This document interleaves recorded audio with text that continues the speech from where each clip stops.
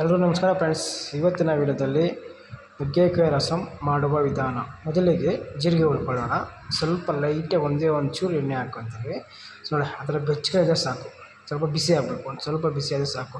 ಈಗ ಮೆಣಸು ಯಾವ್ಯಾವ ಸ್ಲಿಮ್ಮಲ್ಲಿ ಹುರಿಬೇಕು, ಜಾಸ್ತಿ ಇಕ್ಕೊಬಾರ್ದು, ನಿಧಾನವಾಗಿ ಹುರಿಬೇಕು ಎಲ್ಲನೂ. ಅವಾಗ ರಸಂ ಟೇಸ್ಟ್ ಚೆನ್ನಾಗಿ ಬರುತ್ತೆ. ಈಗ ಮೆಂತ್ಯ ಹುರಿತಾಯಿದ್ವಿ. ಮೆಂತ್ಯ ಕೂಡ ಅಷ್ಟೇ ನಿಧಾನವಾಗಿ ಕಂದು ಬಣ್ಣ ಬರಬೇಕು. ಮೆಂತ್ಯ ಇಂಪಾರ್ಟೆಂಟು. ಅದು ಚೆನ್ನಾಗಿ ಹುರಿಬೇಕು. ಅದಷ್ಟು ಚೆನ್ನಾಗಿ ಹುರಿದ್ರೆ ಅಷ್ಟು ಚೆನ್ನಾಗಿ ರಸಂ ಟೇಸ್ಟ್ ಬರುತ್ತೆ, ಕೇಕ್ ರಸಂ. ಈಗ ಮೆಂತ್ಯ ಆಯಿತು. ಈಗ ಧನಿಯಾ ಬೀಜ ಹುರ್ಕೊಳ್ಳೋಣ.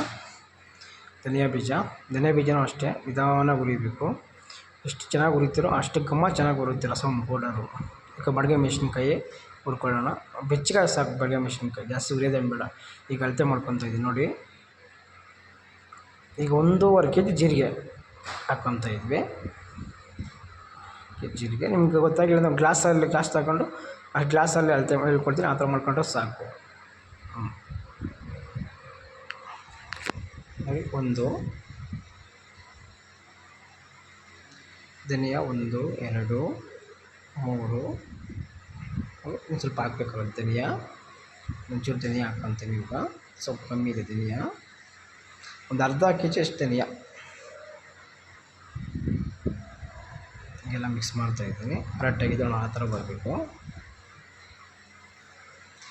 ಬಾಡಿಗೆ ಮೆಣಸಿನ್ಕಾಯಿ ಬಂದು 1.5 kg ಬಾಡಿಗೆ ಮೆಣಸಿನ್ಕಾಯಿ. ನಾವು ಯಾವುದೇ ಥರ ಸೆಲೆ ಮೆಣಸಿನ್ಕಾಯಿ ಬಳಸ್ತಾ ಇಲ್ಲ, ಒಂದೇ ಬಾಡಿಗೆ ಮೆಣಸಿನ್ಕಾಯಿ. ಹಿಂಗು ಒಂದು 100 ಗ್ರಾಮ್ ಹಿಂಗು ಈ ಥರ ಪೌಡರ್ ಬರುತ್ತೆ. ಈಗ ರಸಂ ಮಾಡೋ ವಿಧಾನ. ಈಗ ಒಂದು 5 kg ಬೇಳೆ ಇಕ್ಕಿ ಒಂದು 500 ಜನಕ್ಕೆ ಆಗೋಷ್ಟು ರಸಂ ಇದು. ಪೌಡರ್ ಬಂದು 1000 ಜನಕ್ಕೆ ಆಗುತ್ತೆ ಇದು. ಈಗ ಬೇಯ್ತೈತೆ ಬೇಳೆ, ಒಂದು ಅರ್ಧ ಬೇಳೆ ಬೆಂದಿದೆ. ಆಗ ಅದಕ್ಕೆ ಟೊಮೊಟೊ ಹಾಕ್ಕೊಂಬಿಡ್ತೀವಿ ಒಂದರಲ್ಲೇ. ಗ್ಯಾಸ್ ಉಳಿಸ್ಬೇಕಲ್ವಾ, ಅದಕ್ಕೆ ಗ್ಯಾಸ್ ಉಳಿಸೋಕೆ ಅದರಲ್ಲಿ ಹಾಕ್ಬಿಟ್ಟು ಟೊಮೊಟೊ ಬೆಂದೋಗುತ್ತೆ. ನೋಡಿ, ಬೇಳೆ ಬೇಯುತ್ತೆ, ಟೊಮೊಟೊನೇ ಬೆಂದೋಗುತ್ತೆ. ಬೇಗನೆ ಕೆಲಸ ಆಗುತ್ತೆ. 2 ಕೆಲಸ ಒಂದರಲ್ಲೇ ಆಗಿಬಿಡುತ್ತಲ್ವ.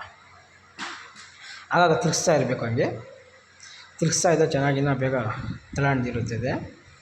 ಈಗ ನುಗ್ಗೆಕಾಯಿ ಬೇಯಿಸೋಕೆ ಒಂದು ಪಾತ್ರೆಯಲ್ಲಿ ನೀರು ಹಾಕ್ಕೊಂಡು ಸ್ವಲ್ಪ ಬೇಳೆ ಕಟ್ಟಿರುತ್ತಲ್ಲ, ಬೇಳೆ ಸ್ವಲ್ಪ ಹಾಕ್ಕೊಳ್ಳೋಣ. ನುಗ್ಗೆಕಾಯಿ ಬೇಳೆ ಹೋದರೆ ಚೆನ್ನಾಗಿರುತ್ತದೆ ಅಂತ ಅಷ್ಟೇ. ಬೇಳೆ ಬೆಂದರೆ ನುಗ್ಗೆಕಾಯಿ ಟೇಸ್ಟ್ ಸೂಪರಾಗಿ ಬರುತ್ತೆ. ನುಗ್ಗೆಕಾಯಿ ಎಲ್ಲ ಹಾಕ್ಕೊತಾ ಇದ್ವಿ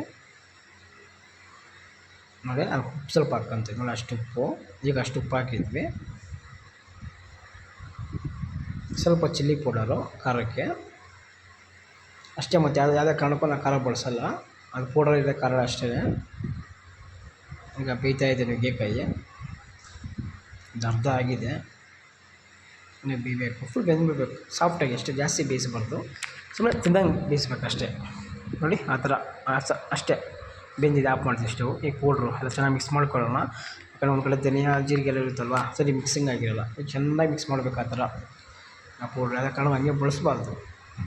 ಚೆನ್ನಾಗಿ ಮಿಕ್ಸ್ ಮಾಡಿ ಕ್ಲೀನಾಗಿ ಇದು ಮಾಡಬೇಕು. ಸುತ್ತು ಒಂಕಿತ ಹಂಗೆ ಹಿಂಗೆ ಸಿಮೆಂಟ್ ಮಿಕ್ಸ್ ಮಾಡ್ತಾರಲ್ವ, ಆ ಥರ ಕ್ಲೀನಾಗಿ ಮಿಕ್ಸ್ ಮಾಡಬೇಕು.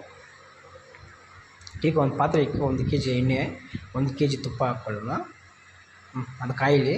ಈಗ ಬೆಳ್ಳುಳ್ಳಿ ಸ್ವಲ್ಪ ಇಟ್ಕೊಳ್ಳೋಣ, ಕುಟ್ಟಿರೋ ಬೆಳ್ಳುಳ್ಳಿ. ಅದಕ್ಕೆ ಸ್ವಲ್ಪ ಕರ್ಬೇವಿನ ಸೊಪ್ಪು ಹಾಕ್ಕೊಳ್ಳೋಣ. ಸ್ವಲ್ಪ ಜೀರಿಗೆ ಒಂದಷ್ಟು. ಈಗ ಸ್ವಲ್ಪ ಬಾಡಿಗೆ ಮೆಣಸಿನ್ಕಾಯಿ. ಈಗ ಎಣ್ಣೆ ಕಾದಿದೆ ಅಲ್ವಾ, ಈಗ ಎಣ್ಣೆ ಬಿಸಿಯಾಗಿದೆ. ಸಾಸಿವೆ ಹಾಕ್ಕೊಳ್ಳೋಣ. ಸಾಸಿವೆ ಚಿಟಪಟ ಅನ್ನಲಿ. ಆ ಥರ ಕಟ್ಟು ಬಂತು. ಈಗ ಸಿಟ್ಲಿತಾ ಇದೆ. ಈಗ ಕರ್ಬೇವಿನ ಸೊಪ್ಪು ಅವೆಲ್ಲ ಹಾಕಿದ್ರಲ್ವ, ಬಾಡಿಗೆ ಮೆಣಸಿನ್ಕಾಯಿ, ಬೆಳ್ಳುಳ್ಳಿ ಎಲ್ಲ, ಉಪ್ಪೆಲ್ಲ ಹಾಕೋಣ. ಅದರಲ್ಲಿ ಹಾಕೋಣ, ಚೆನ್ನಾಗಿ ರೋಸ್ಟ್ ಆಗಲಿ. ಒಂದು ಸ್ವಲ್ಪ ಬೆಳ್ಳುಳ್ಳಿ ಪೇಸ್ಟ್ ಸ್ವಲ್ಪ ಹಾಕೋಣ, 1-2 ಸೌಟ್ ಬೆಳ್ಳುಳ್ಳಿ ಪೇಸ್ಟ್, ಇನ್ನೂ ತುಂಬ ಚೆನ್ನಾಗಿ ಬರುತ್ತೆ. ನಿಮ್ಗೆ ಬೇಕಾದರೆ ಬೆಳ್ಳುಳ್ಳಿ ಹಾಕೋಬೋದು, ಪರವಾಗಿಲ್ಲ. ಬೆಳ್ಳುಳ್ಳಿ ಸ್ಕಿಪ್ ಮಾಡ್ಬೋದು ಬೇಕಾದರೆ. ಒಂದು 500 ಜನಕ್ಕೆ ಒಂದು ಸೌಟಲ್ಲಿ ಒಂದು 7 ಸೌಟು ಪೌಡ್ರ್ ಹಾಕ್ಕೊತೀವಿ. ಸ್ಲಿಮ್ಮಲ್ಲೇ ಇಕ್ಕೊಬೇಕಿದ್ದು. ಗ್ಯಾಸ್ ಕಮ್ಮಿನೇ ಇಕ್ಕೊಂಡು ನಿಧಾನವಾಗಿ ಹುರಿಬೇಕು. ಅದರಲ್ಲೇ ಸ್ವಲ್ಪ ಲೈಟಾಗಿ, ಸ್ವಲ್ಪ ಜಾಸ್ತಿ ರೋಸ್ಟ್ ಮಾಡಿಬಿಡಿ, ಮತ್ತು ಕಪ್ಪಾಗ್ಬಿಡ್ತಿದೆ. ನಿಧಾನವಾಗಿ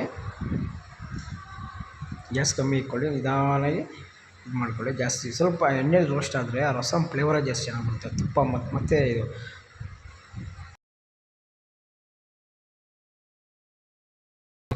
ಅದನ್ನು ಫಸ್ಟ್ ಹಾಕ್ಕೊಳ್ಳೋಣ. ಚೆನ್ನಾಗಿ ಮಿಕ್ಸ್ ಮಾಡ್ಕೊಳ್ಳೋಣ. ಇವಾಗ ಚೆನ್ನಾಗಿ ಮಿಕ್ಸ್ ಮಾಡ್ಕೊಂಡು ಆಮೇಲೆ ಉಪ್ಪು ಹಾಕ್ಕೊಳ್ಳೋಣ. ನೋಡಿ, ಅಷ್ಟೇ ಉಪ್ಪು ಹಾಕಿರೋದು ನಾವು. ಅವಾಗ ಸ್ವಲ್ಪ ಉಪ್ಪು ಹಾಕಿದ್ರಿ, ಈಗ ಅಷ್ಟೇ 2 ಉಪ್ಪು ಹಾಕಿದ್ವಿ ಅಷ್ಟೇ. ಈಗ ಬೇಳೆ ಎಲ್ಲ ಫಿಲ್ಟರ್ ಮಾಡ್ಕೊಳ್ಳೋಣ. ಆ ಥರ ಎಷ್ಟಿದೆ ಅಷ್ಟು ಬೇಳೆ ಫಿಲ್ಟರ್ ಮಾಡ್ಕೊಳ್ಳೋಣ ನೀಟಾಗಿ.